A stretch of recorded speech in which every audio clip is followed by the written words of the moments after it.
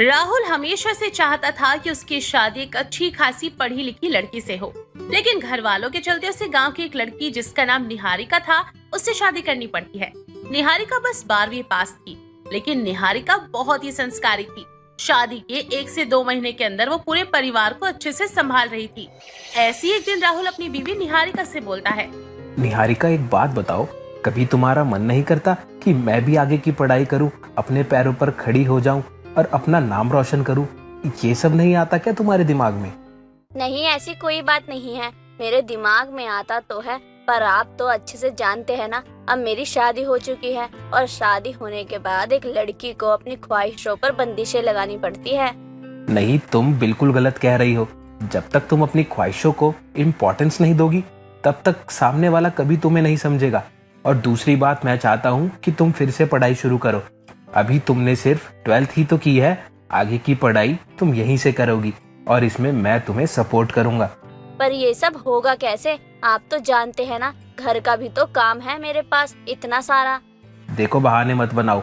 मेरी बीवी कामचोर नहीं है, बल्कि मेरी बीवी बहुत मेहनती है। तुम घर और बाहर दोनों काम अकेले ही अच्छे से संभाल सकती हो। और हाँ, मैं कल ही तुम्हें एडमिशन के लिए कॉलेज लेकर जाऊंगा, इसलिए अपने सारे डॉक्यूमेंट्स रेडी कर लेना। सच में बहुत अच्छे हो आप, जो मुझे इतना समझते हो। जब तक मैं गांव में थी तब तक मैंने कभी कॉलेज नहीं देखा, और आज आपकी वजह से ही मैं अपने सारे सपने पूरे कर पाऊंगी। निहारिका जब तक गांव में थी तब तक उसने कभी भी कॉलेज लाइफ एंजॉय नहीं की थी, इसलिए निहारिका का पढ़ाई पर ध्यान कम और कॉलेज लाइफ को एंजॉय करने में ज्यादा था। वो तुरंत अपने पति को आगे की पढ़ाई के लिए हाँ कर देती है। ये देखकर राहुल भी बहुत खुश होता है और अगले ही दिन राहुल निहारिका को अपने ही शहर के कॉलेज में ले जाता है और उसका एडमिशन करवा देता है। ऐसे ही शाम को दोनों पति पत्नी घर पर आ जाते हैं। तभी निहारिका की सास कुसुम बोलती है, आ गया बेटा, अपनी बीवी का नाम स्कूल में लिखवा कर। अरे, इसको स्कूल का बैग भी दिलवा देता और टिफिन भी दिलवा देता, और एक काम करियो, सुबह उठकर इसका लंच भी तैयार कर दियो। हे भगवान, अब यही दिन देखने रह गए थे कि मेरी बहू अब कॉलेज जाएगी। माँ, आप ये कैसी बातें कर रही हैं? और हाँ, सारा दिन निहारिका घर में क्या करेगी, इसलिए मैंने सोचा है कि यह अपनी आगे की पढ़ाई पर ध्यान दे। और दूसरी बात, सुबह निहारिका जल्दी उठेगी ताकि ये रसोई का सारा काम निपटा कर कॉलेज चली जाए, और शाम का खाना आपको खुद देखना पड़ेगा माँ। हाँ बेटा, अब बुढ़ापे में तो यही सब करना बाकी रह गया था। कोई बात नहीं, अगर तुझे ये सही लगता है तू यही करियो, मुझे क्या करना। अपनी बीवी को कॉलेज भेज के खुद अपने पैरों पे कुल्हाड़ी मार रहा है तू। अरे, गांव की लड़की है, शहर की तितली बन जाएगी ना तो पता नहीं चलेगा। अरे माँ, मैं निहारिका को वहाँ पर पढ़ाई करने के लिए भेज रहा हूँ, घूमने फिरने के लिए थोड़ी ना भेज रहा हूँ। अब वो तो पता ही चल जाएगा तेरी बीवी घूमती है या पढ़ती है। अरे माँ, तुम आते ही शुरू मत हो जाया करो, वैसे भी मैं बहुत थक गया हूँ। हर घर में थोड़ी खिटपिट तो चलती ही रहती है, इसलिए निहारिका की सास को इस बात का बिल्कुल भी बुरा नहीं लगता और वो तुरंत अपने कमरे में चली जाती है। निहारिका बहुत ज्यादा एक्साइटेड थी क्योंकि कल उसके कॉलेज में पहला दिन था। ऐसी ही अगली सुबह निहारिका जल्दी उठ जाती है और घर का सारा काम निपटा कर नहा धोकर अच्छे से रेडी हो जाती है। निहारिका कॉलेज जाने के लिए रेड कलर की साड़ी और हाथों में भर भर के चूड़ियां पहन लेती है। ऐसा लुक देखकर उसका पति बोलता है, अरे निहारिका, तुम कॉलेज जा रही हो, किसी जागरण में नहीं जाना? ये क्या पहन लिया तुमने? अरे तो क्या पहनूं मैं, साड़ी ही तो पहननी है। माँ और आप ही तो कहते थे ना कि साड़ी मुझ पर अच्छी लगती है, इसलिए मैंने सोचा कि आज मेरा कॉलेज में पहला दिन है तो मैं सबसे अच्छी बनकर जाऊं। और हाँ, ये सब कॉलेज में बिल्कुल सही नहीं लगेगा। काम करो, कोई सिंपल सा सूट पहन लो और ये चूड़ियों की जगह अच्छी सी वॉच पहन लो। पर अगर सासू माँ ने देखा तो वो मुझ पर बहुत गुस्सा होंगी। आप तो जानते हैं ना कि सासू माँ कितना गुस्सा करती हैं, उन्हें ये सब बिल्कुल भी पसंद नहीं है। अरे मैं हूं ना तुम्हारे साथ, तुम क्यों बेकार में टेंशन लेती हो? मैं जितना बोल रहा हूँ उतना करो। पति के कहने पर निहारिका फिर से कपड़े चेंज करके आती है और इस बार निहारिका बहुत ही लाइट से कलर का सूट पहन कर आती है और साथ ही हाथ में चूड़ी की जगह वॉच पहन कर आती है। अब देखो, अब अच्छी लग रही हूँ क्या? हाँ, परफेक्ट, ऐसे ही जाते हैं कॉलेज। पर आपको पता है, मेरे पास ये लाइट कलर का सिर्फ एक ही सूट है। आज तो मैं ये पहनकर चली जाऊंगी, फिर कल क्या पहनूंगी? अरे तुम टेंशन क्यों लेती हो, मैं हूं ना। मैं आज शाम को ही तुम्हें मॉल लेकर चलूंगा, वहाँ से तुम्हें बहुत सारे कपड़े दिलाऊंगा ताकि तुम आराम से कॉलेज जा पाओ। राहुल बहुत ही समझदार और सपोर्टिव हस्बैंड था। वो अपनी बीवी को अच्छे से समझता था ऐसे ही राहुल निहारिका का कॉलेज छोड़ने जाता है और कॉलेज छोड़ने के बाद ऑफिस के लिए निकल जाता है। ऐसे ही शाम हो जाती है। शाम को निहारिका कॉलेज के बाहर अपने पति का वेट कर रही होती है। तभी राहुल निहारिका के पास आता है और दोनों पति पत्नी साथ में शॉपिंग के लिए जाते हैं। आपसे एक बात बोलूं क्या? हाँ निहारिका बोलो, क्या बात है? आप तो अच्छे से जानते ही हैं कि मैं एक छोटे से गांव से थी, तो गांव में मैंने कभी जीन्स टॉप वगैरह नहीं पहना और इस बार मेरा मन है कि मैं अपनी सारी ख्वाहिशें पूरी करूं। तो अगर आपको अच्छा लगे तो क्या मैं अपने लिए 1-2 जोड़ी जीन्स टॉप ले सकती हूं? हाँ कोई बात नहीं, तुम्हें जो पसंद आता है वो ले लो, बस शॉर्ट्स मत लेना। वो क्या है ना, माँ शॉर्ट्स देखेंगी तो गुस्सा हो जाएंगी। आपका बहुत बहुत शुक्रिया, आप बहुत अच्छे हैं। इतना प्यार कोई अपनी बीवी को कर सकता है क्या, जितना आप मुझसे करते हो? कभी कभी तो यकीन ही नहीं होता कि सच में ये सब हो रहा है मेरे साथ, या फिर मैं कोई सपना देख रही हूँ। अरे बाबा ये सब कुछ हकीकत है, तुम्हें अगर विश्वास नहीं होता तो मुझे पिंच करके देखो। निहारिका बहुत खुश थी। वो अपनी मर्जी से जींस टॉप और काफी सारे सूट वगैरह सेलेक्ट कर लेती है, जिसके बाद दोनों पति पत्नी मॉल से बाहर आकर एक रेस्टोरेंट में डिनर के लिए जाते हैं। तभी राहुल अपनी माँ को कॉल करता है और उनसे कहता है, माँ वो निहारिका को आज थोड़ा सा लेट हो जाएगा, तो आप लोग खाना खा लेना, हम दोनों बाहर ही खाना खा आएंगे। अरे बेटा, तू तो पूरा का पूरा जोरू का गुलाम हो गया है। मैंने तो सोचा था कि गांव के देहाती लेकर आऊंगी तो वो मेरे इशारे पे नाचेगी। यहाँ तो उसने मेरे ही बेटे को अपने इशारे पे नचा लिया है।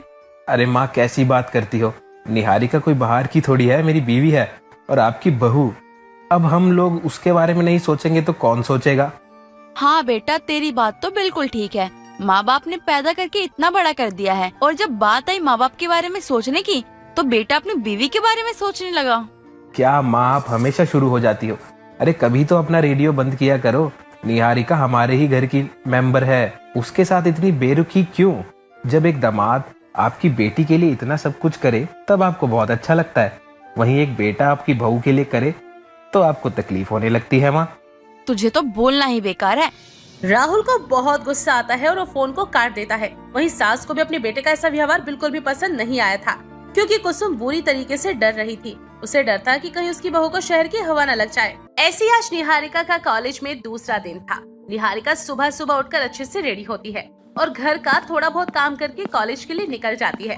निहारिका का मन पढ़ाई में कम और यहाँ पर ज्यादा लगता था। वो ज्यादातर लड़कियों के ड्रेसिंग सेंस को ही निहारा करती। ऐसे एक दिन निहारिका के पास कीर्ति नाम की एक लड़की आती है और वो निहारिका से बोलती है, हाय, मेरा नाम कीर्ति है और मैं देख रही हूँ शायद तुम हमारे कॉलेज की न्यू स्टूडेंट हो। वैसे तुम दिखने में काफी प्यारी हो। नमस्ते, मेरा नाम निहारिका है और मैं उत्तर प्रदेश के एक छोटे से गांव की रहने वाली हूँ और यहाँ अपने ससुराल में सबके साथ रहती हूँ। और मेरे पति ने ही मेरा एडमिशन इस कॉलेज में करवाया है, क्योंकि वो चाहते हैं कि मैं पढ़ लिख कर एक कामयाब इंसान बनूं। अरे ये बात तो अच्छी बात है कि तुम्हारा पति तुम्हारे बारे में इतना सोचता है, वरना आजकल के टाइम पर ऐसा पति मिलना तो बहुत मुश्किल है। You are so lucky Niharika. अच्छा एक बात बताओ, तुम इस कॉलेज में पढ़ाई करने आई हो या फिर कॉलेज लाइफ को एंजॉय करने आई हो?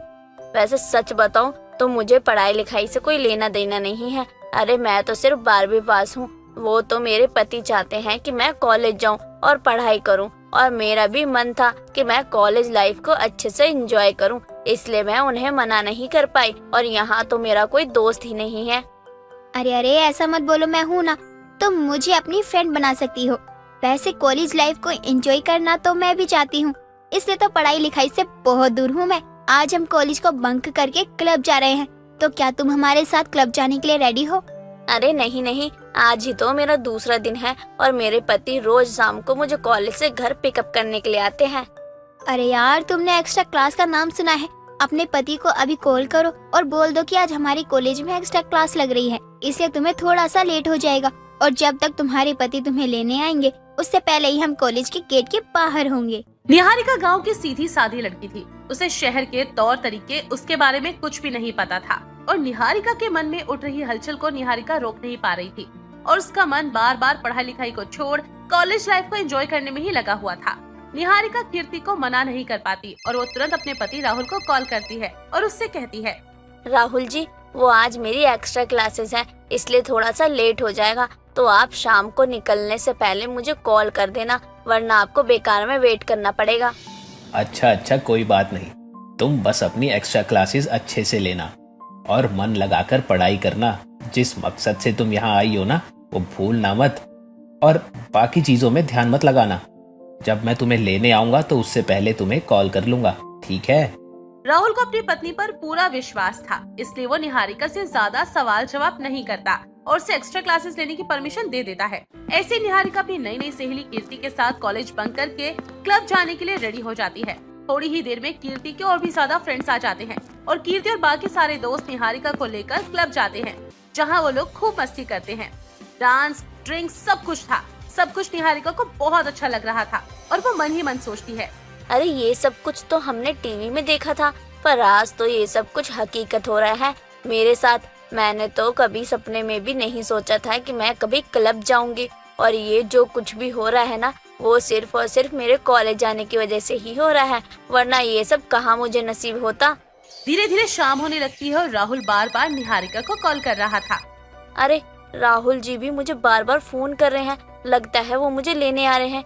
क्या करूं? मैं एक काम करती हूँ, कीर्ति को बता देती हूँ, वरना अगर राहुल जी ने मुझे पकड़ लिया तब तो हमेशा हमेशा के लिए मेरा कॉलेज बंद हो जाएगा।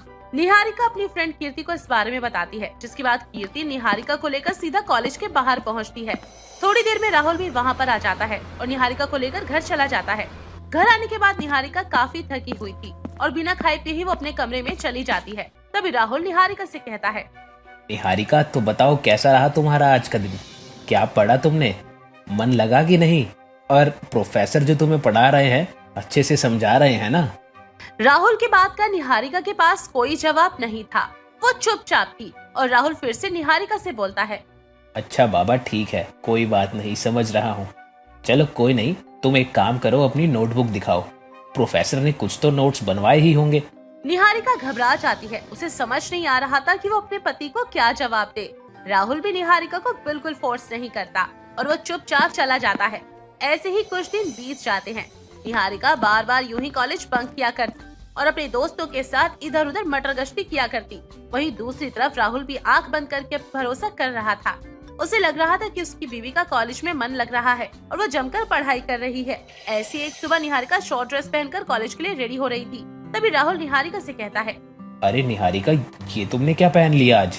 मैंने तुमसे कहा था ना कि जीन्स टॉप और सूट वगैरह सब कुछ ट्राई कर सकती हो तुम, बस कभी शॉर्ट्स मत पहनना, क्योंकि शॉर्ट्स के लिए माँ मुझे 4 बातें सुनाएंगी।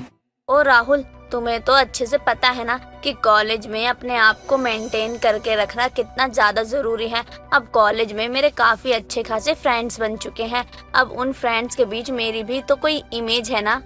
ये बात सुनकर राहुल दंग रह जाता है, क्योंकि इस बार निहारिका के बोलने के लहजे में बहुत बदलाव था। वो बिल्कुल फर्राटेदार शहरी लड़कियों की तरह राहुल को जवाब दे रही थी। क्या बात है निहारिका, बदली बदली लग रही हो तुम। लगता है कॉलेज की हवा चढ़ गई है तुम पर। निहारिका बिना कुछ बोले वहाँ से चली जाती है और किचन में से सास निहारिका को ऐसे छोटे छोटे कपड़े में देखकर गुस्से में आग बबूला हो जाती है। तभी राहुल नहा धोकर नीचे आता है।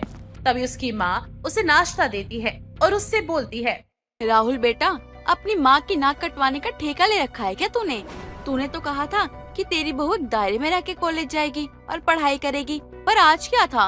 अरे मुझे उसके कॉलेज जाने से कोई आपत्ति नहीं है, उसके जीन्स टॉप पहनने से भी कोई दिक्कत नहीं है, पर इसका मतलब ये थोड़ी है कि बहू होने का फर्ज ही भूल जाए। माँ तुम चिंता मत करो, वो क्या है ना, हो सकता है नया नया कॉलेज जा रही है तो यार दोस्तों के साथ संगत का असर हो जाता है। तुम चिंता मत करो, मैं उसे समझा दूंगा। बुरा मत मानना राहुल बेटा, सच बोलूं तो एक माँ होने के नाते मुझे अच्छे से पता है कि हमारा बच्चा क्या कर रहा है और क्या नहीं। मुझे तेरी बीवी के अंदर पढ़ाई लिखाई के लक्षण नजर नहीं आ रहे हैं। अरे जब से वो कॉलेज जा रही है तब से तो उसका सारा ध्यान फैशन पे ही है। राहुल को निहारिका की वजह से शर्मिंदा होना पड़ता है, लेकिन वो अपनी माँ से कुछ नहीं कह पाता। ऐसे ही शाम को फिर से राहुल अपनी बीवी को कॉल करता रहता है और इसी बीच निहारिका क्लब में थी और अपने दोस्तों के साथ पार्टी कर रही थी। तभी निहारिका का कॉल उसका एक फ्रेंड जिसका नाम रोहन था वो उठा लेता है और बोलता है, हेलो हेलो हेलो, आप कौन बात कर रहे हैं? आवाज नहीं आ रही। अरे जोर से बोलिए, आवाज नहीं आ रही। अरे मैं निहारिका का दोस्त बात कर रहा हूँ और हम क्लब में हैं और वो डांस कर रही है, अभी बिजी है, तो अगर कोई इम्पोर्टेंट बात है तो बता दीजिए, मैं उसको बता दूंगा। राहुल ये सुनकर हक्का बक्का हो जाता है, क्योंकि पीछे से म्यूजिक की बहुत सारी आवाज आ रही थी। राहुल समझ जाता है कि निहारिका कॉलेज में है ही नहीं। ऐसे ही थोड़ी देर बाद राहुल निहारिका से पहले उसके कॉलेज के पास पहुंचता है और तभी राहुल देखता है कि निहारिका कॉलेज से न निकलकर बल्कि सामने से आ रही है। क्या बात है निहारिका, कॉलेज का गेट तो ये रहा, तुम वहाँ से कहाँ आ रही हो? राहुल की बात सुनकर निहारिका थोड़ी सी परेशान हो जाती है। आप निहारिका के हस्बैंड है ना? अब एक्चुअली बात यह है कि निहारिका की तबीयत थोड़ी सी खराब हो गई थी, इसलिए मैं इसको यहीं पास के ही हॉस्पिटल में लेकर गई थी। अच्छा, तो मतलब मेरी निहारिका की तबीयत खराब हो गई थी। कोई बात नहीं, अब तो तुम ठीक हो ना? हाँ मैं ठीक हूँ, घर चले, बहुत लेट हो गया है। राहुल निहारिका को लेकर घर पर आ जाता है। घर आने के बाद राहुल का दिमाग बार बार निहारिका के ऊपर ही था। वो पता लगाना चाहता था कि आखिर निहारिका उसके पीठ पीछे क्या करती है। ऐसी एक रोज की तरह निहारिका फिर से रेडी होती है और कॉलेज जा रही होती है। तभी राहुल निहारिका से कहता है, क्या बात है निहारिका, मैं देख रहा हूँ पिछले कुछ महीनों से तुमने तो मुझे पूछना ही बंद कर दिया है। अरे शुरू में तो मैं तुम्हें कॉलेज छोड़ने जाता था और अब तुम मुझसे बिना कुछ कहे ही कॉलेज के लिए निकल जाती हो। लगता है पति से ज्यादा दोस्त ज्यादा इम्पोर्टेंट हो चुके हैं तुम्हारे लिए। ओ राहुल, ऐसी कोई बात नहीं है। तुम्हें मैंने बताया था ना कि अब मेरे फ्रेंड बन चुके हैं, इसलिए मैं अपने फ्रेंड के साथ ही कॉलेज जाती हूँ। और वैसे भी शाम को लेने के लिए तो आप आते ही है ना। चलो कोई बात नहीं, पर हाँ, पिछले 1 महीने में तुमने जो सब पढ़ा है ना, वो शाम को तुमसे पूछूंगा।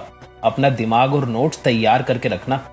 राहुल, आप मेरे पति हो, प्रोफेसर बनने की कोशिश मत करो। कॉलेज में वैसे ही प्रोफेसर दिमाग खाते रहते हैं और आप घर आते ही प्रोफेसर मत बन जाया करो। ये कौन सा तरीका है मुझसे बात करने का? और दूसरी बात ये कि कॉलेज में प्रोफेसर तुम्हारा दिमाग खाता है? अरे अपने गुरु की इज्जत करना सीखो। अगर तुम अपने गुरु की इज्जत नहीं करोगी तो मेरी इज्जत क्या खाक करोगी? निहारिका की बात राहुल को बिल्कुल भी पसंद नहीं आती और निहारिका भी मुंह बनाकर वहाँ से चली जाती है।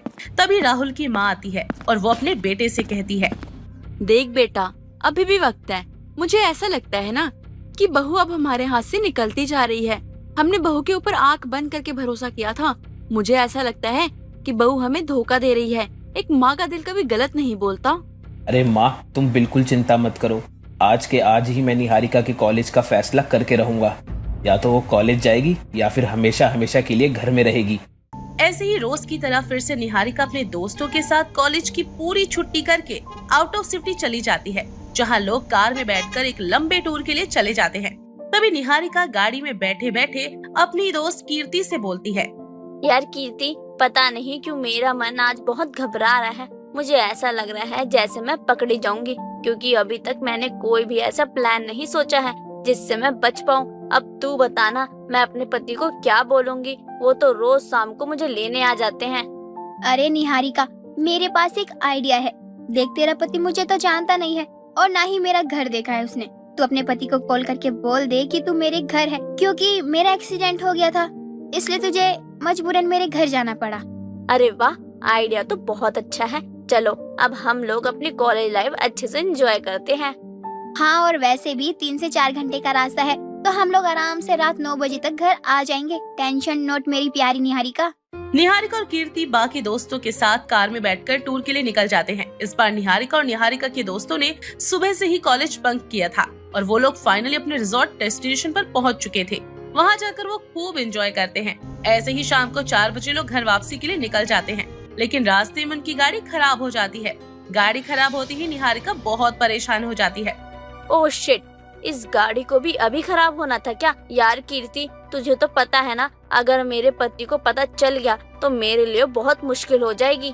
निहारिका की बात से कीर्ति को बहुत गुस्सा आता है और वो निहारिका को 2-4 बातें सुनाने लगती हैं और उससे कहती है, अरे यार निहारिका, तूने ये फालतू का रोना धोना शुरू कर दिया। अरे हम भी तो परेशान है ना, और अगर तुझे इतना ही डर लगता है तो मत आया कर हमारे साथ। अरे यार, तू कैसे ऐसे बोल सकती है मुझे? मैं तो तेरे भरोसे आई थी ना। मुझे क्या पता था कि रास्ते में ऐसा कुछ हो जाएगा, और ये सब कुछ मेरे लिए पहली बार है। थोड़ा बहुत तो डर लगेगा ना मुझे। देख, ये कहना बंद कर दे कि तू मेरे भरोसे आई थी। अरे भाई, तू कोई बच्ची थोड़ी ना है कि तुझे किसी चीज के लिए कुछ पता ही ना हो। मजा तो तुझे भी बहुत आ रहा था ना ये सब करने में। वैसे ही मैं बहुत परेशान हूँ, तो बार बार ये फालतू की बातों से मुझे और मत परेशान कर। यार कीर्ति, तू तो मेरी बेस्ट फ्रेंड थी ना। अब ऐसे सिचुएशन में तुम मुझसे ऐसे बातें करोगी क्या? अरे यार कीर्ति, किस गवार को हमारी दोस्त बना दिया तुमने? अरे जब से हमारे ग्रुप में आई है ना, तब से ना हमें बहुत ज्यादा टाइम को मैनेज करना पड़ता है। निहारिका, इसमें परेशान होने वाली क्या बात है? आज रात को घर नहीं जाएंगे तो कल सुबह चले जाएंगे। लेकिन रोहन, मैं तो अपने पति से झूठ बोल कर आई हूँ ना, मैं रात भर यहाँ तो नहीं रह सकती हूँ। अपने पति को फोन कर और सारी सच्चाई बता दे और अपने पति के साथ अपने घर चली जा। और कीर्ति ना बिल्कुल सही कह रही है, तुम ना अपने पति के साथ जाओ, हम लोग को एंजॉय करने दो यार। हर छोटी छोटी बातों में ना टेंशन देती रहती हो। निहारिका बेचारी परेशान हो जाती है और बार बार राहुल अपनी बीवी को कॉल कर रहा था और ऐसे ही रात के करीब 8 बज जाते हैं। निहारिका बुरी तरीके से डरी हुई थी, तो वही दूसरी तरफ कीर्ति उसकी बाकी फ्रेंड ड्रिंक करके यहाँ वहाँ पड़े हुए थे। निहारिका अकेली थी, उसे कुछ भी समझ नहीं आ रहा था कि वो क्या करे। आखिर में उसने अपने पति राहुल को कॉल करके सारी बात बता दी, जिसके बाद राहुल अपनी बीवी को लेने के लिए आ जाता है और वो निहारिका को लेकर सही सलामत घर पर पहुंच जाता है। घर आते ही राहुल अपनी पत्नी से कहता है, अच्छा, तो मतलब ये सब चल रहा था। मुझे तो पहले से ही शक था निहारिका, पर क्या करूं, मैं इतना विश्वास करता था तुम पर, इसलिए मैंने कुछ नहीं कहा। पर जिस दिन तुम अपने दोस्तों के साथ क्लब गई थी ना, उस दिन मुझे पता चल गया था कि तुम आए दिन कॉलेज को बंक करती हो। राहुल जी, मुझे माफ कर दीजिए, मुझसे बहुत बड़ी भूल हो गई। इस शहर की चकाचौंध में मैं इतनी अंधी हो गई कि मैं ये भूल ही गई कि आप मुझ पर कितना भरोसा करते हो। देखा बेटा, मैंने कहा था ना कि घर की बहू को लिमिट में ही रखना चाहिए, क्योंकि ये लोग कब सर पे चढ़ जाए पता ही नहीं चलता है। सासू माँ, मुझे माफ कर दीजिए, अब मैं आगे से दोबारा ये सब नहीं करूँगी। मैं जानती हूँ कि मैंने जो कुछ भी किया है वो गलत है। अपने कॉलेज लाइफ को अच्छे से एंजॉय करना चाहती थी। तुम आगे से कॉलेज ही नहीं जाओगी तो ये सब करने की नौबत ही नहीं आएगी। अब तुम्हारे पास सिर्फ 3 ऑप्शन है, या तो तुम अपनी मर्जी से कॉलेज जाओ, या फिर हमेशा हमेशा के लिए अपने मायके, और या फिर अपने ससुराल में रहकर अपने ससुराल वालों की देख रेख करो, क्योंकि तुम्हारे बस की अब कुछ नहीं है। सोच ले बहू, अब तुझे क्या करना है, क्योंकि अब तो हम तुझे दोबारा कॉलेज भेजने वाले नहीं हैं। और अगर तू हमारे खिलाफ जाकर कॉलेज जाना चाहती है, हमें इसमें कोई दिक्कत नहीं है, फिर तुझे हमेशा के लिए अपने मायके ही जाना पड़ेगा। सासू माँ, मैं अब दोबारा कॉलेज नहीं जाऊंगी। मैं यहीं रहकर आप लोगों की देख रेख करूंगी, क्योंकि ये जो कुछ भी हुआ है ना, वो सिर्फ और सिर्फ मेरे वजह से ही हुआ है। इसलिए मैं अपनी गलती का पश्चाताप करने के लिए हमेशा हमेशा के लिए कॉलेज जाना ही छोड़ती हूँ। ठीक है, फिर हमने तुम्हें माफ किया।